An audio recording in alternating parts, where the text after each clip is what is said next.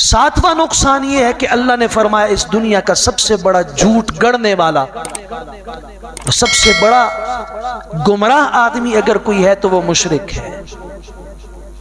وَمَن يُشْرِكْ بِاللَّهِ فَقَدِ افْتَرَى إِثْمًا عَظِيمًا اِثْمًا مُبِينًا، جس نے اللہ کے ساتھ کسی کو شریک بنایا اس نے کھلا جھوٹ گڑا۔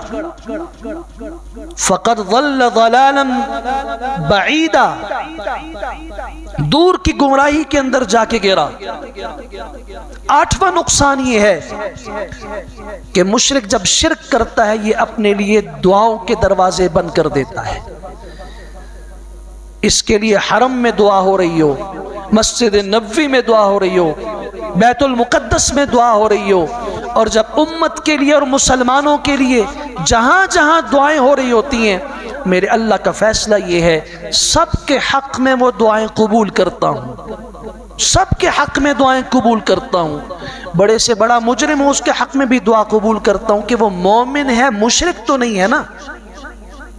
لیکن اگر اس نے شرک کیا ہے پھر اللہ کے قرآن کا فیصلہ یہ ہے ما كان للنبي والذين آمنوا أن يستغفروا للمشركين ولو كانوا أولي قربى من بعد ما تبين أنهم أصحاب الجحيم۔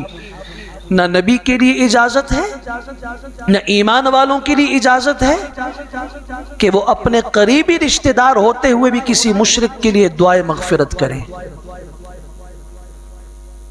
سوال پیدا ہوا، ابراہیم علیہ السلام نے اپنے باپ کے لیے دعا کی تھی، اسی آیت کے ساتھ جواب موجود ہے، اسی آیت کے ساتھ وَمَا كَانَ اسْتِغْفَارُ إِبْرَاهِيمَ لِأَبِيهِ إِلَّا عَن مَّوْعِدَةٍ وَعَدَهَا إِيَّاهُ فَلَمَّا تَبَيَّنَ لَهُ أَنَّهُ عَدُوٌّ لِلَّهِ تَبَرَّأَ مِنْهُ۔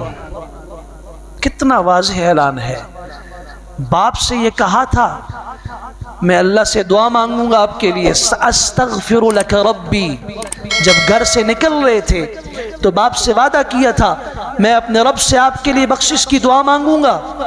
مانگتے رہے، ساری زندگی مانگتے رہے، رب اجعلنی مقیم الصلاة ومن ذریتی ربنا وتقبل دعاء ربنا اغفر لی ولوالدی وللمؤمنین یوم یقوم الحساب۔ یہ کس کی دعا ہے؟